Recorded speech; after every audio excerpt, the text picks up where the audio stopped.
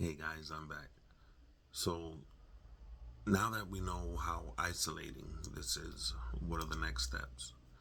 The next steps would be to get some help, some professional help. Go see a doctor.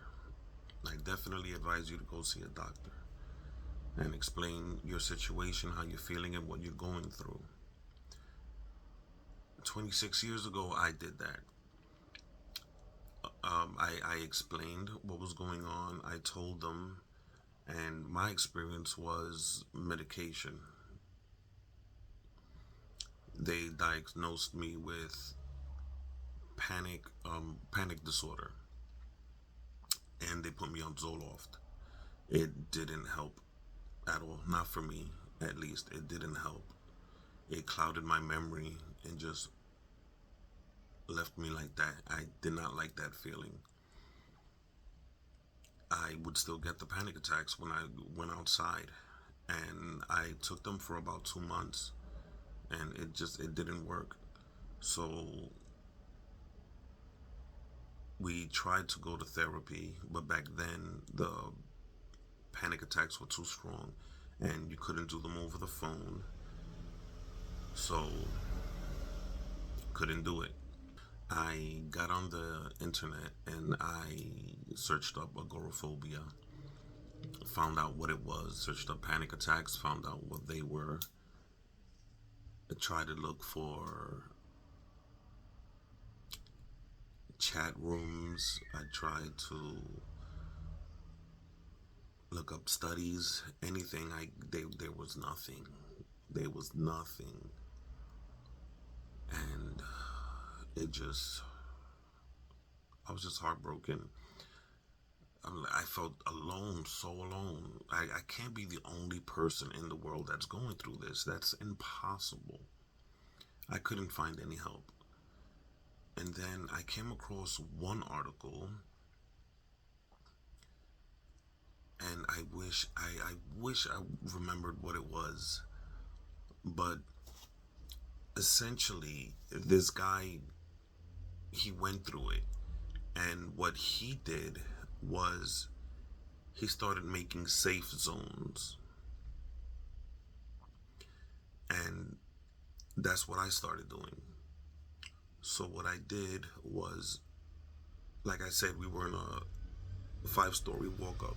So what I did, I made the hallway by safe zone. And what I would do, I would open the door and then I would just walk out and just sit there on the steps for like 2 minutes.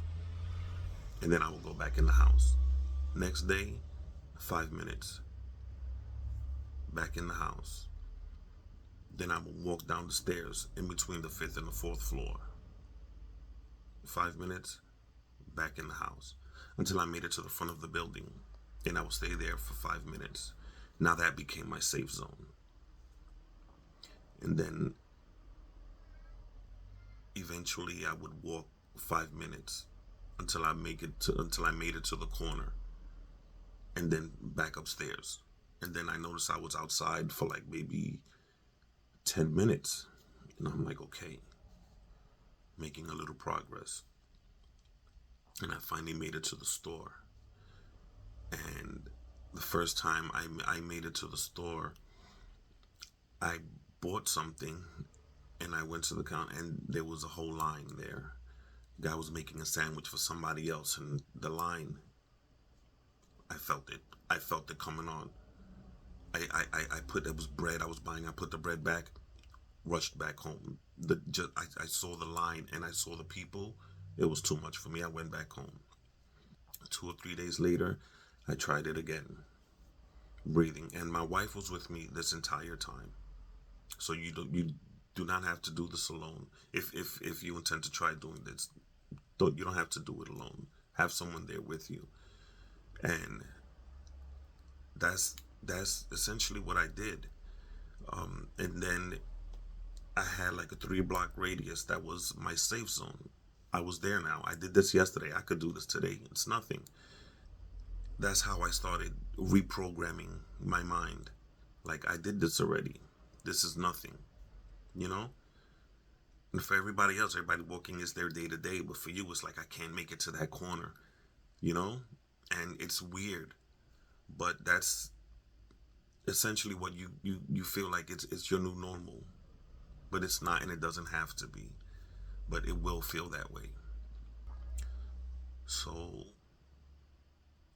3 blocks became 4 blocks, became 5 blocks, became 10 blocks, and I could walk around. And it felt good being outside again. And then I would go back home.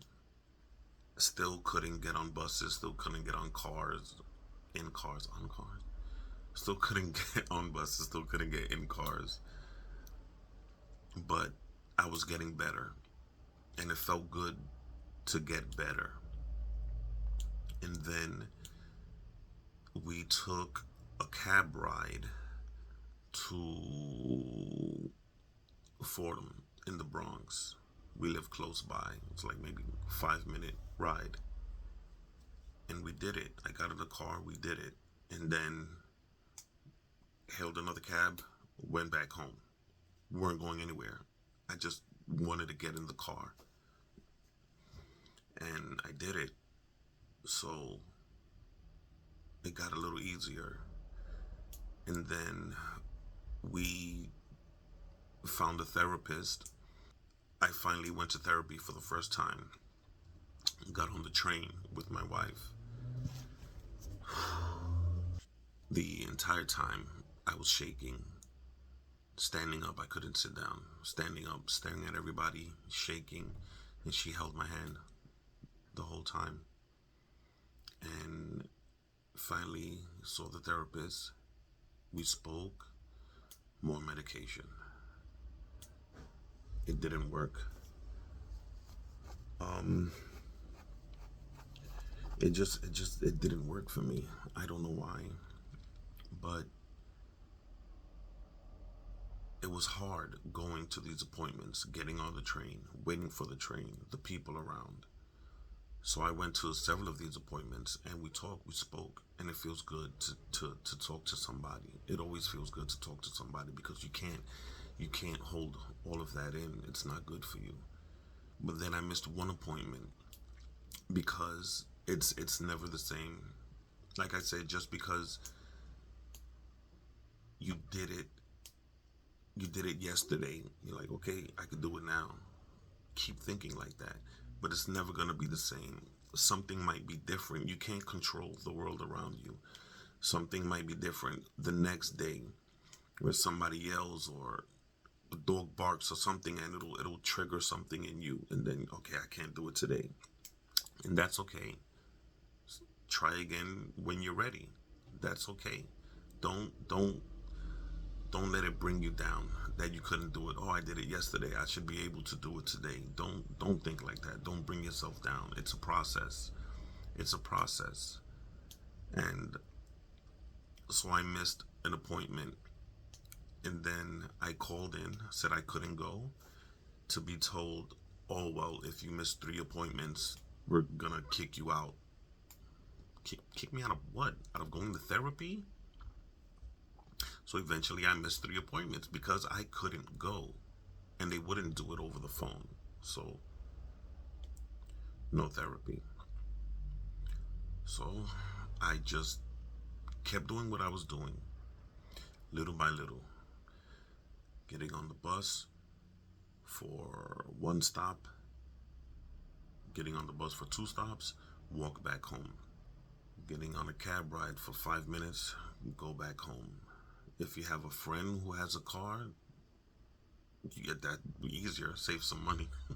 I didn't have any friends with cars. I didn't have any friends at all. So you could tell your friends or your family members to drive you a little bit and around the block if you can, and go back home. If you can't get into cars, you understand where I'm going with this. It's kind of like, I guess, exposure therapy. So yeah, you can do that. That's what worked for me. Okay, running out of time again. I'll be back for part 3, which hopefully should be the last video. Okay, love you guys.